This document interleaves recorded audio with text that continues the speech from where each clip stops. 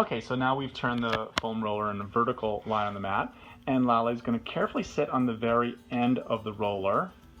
And you do have to be a little bit conscious about, not going too quickly. And then she's going to use her arms to help lower down onto her back. Right.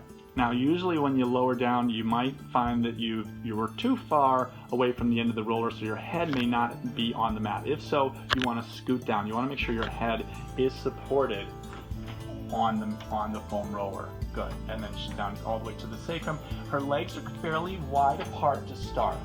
Right, so a little wider apart than your hips, and the arms are open as well. And this position right here, it feels very nice on the back. Yes. And what we're going to start with, just to get centered, so here's where the centering part of the workout is. So to help you get centered, I want you to start with this gentle rocking on the roller, like you're in a boat on a lake. And there's just some easy waves. And you just kind of rock from side to side and just feel the roller down the center of your back. This is a nice little rocking motion, do like 8 or 10 times. And now we're going to do a little bit of a smaller rocking, a little shorter rocking, like the waves are smaller.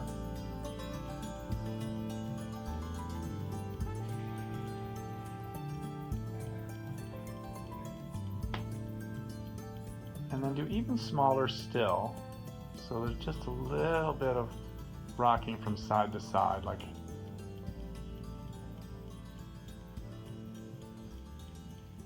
And slowly you're going to come to stillness and just be still as it. And after you've done that, you should feel a lot more centered, like the center line of your spine is really aligned with the center of the foam roller. So that's why we do that little rocking stuff. Now we're going to bring the feet a little closer together, and we're going to bring the arms a little bit closer to the sides, but still have the hands touching the ground to help you with your balance. And we're going to start with simple floating leg lifts. So I want you just to sink down with the back of the hip and float the right leg up in the air, so that it's right vertical above your hips and you feel the weight of the leg sinking down to the back. And then we're going to alternate. So you're going to lift the left.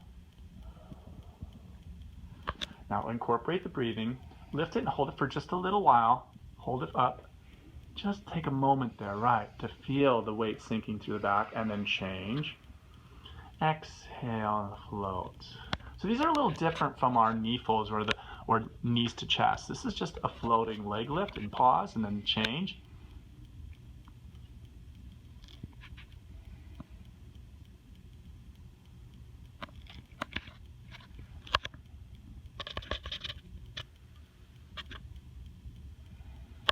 All she's doing is just alternating and just feeling the sinking down with her abdominals, feeling the back connected. Now let's bring right leg up, and then bring the left leg up.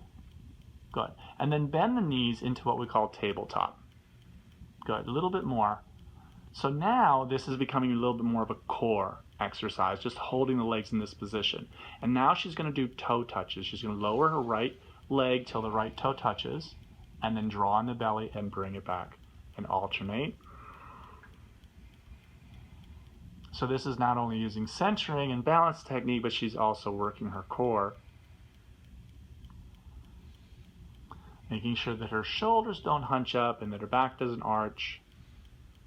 Now let's bend the legs just a little bit more and move a little bit more continuously. So you're going to go right, and then as that one's lifted, the other right.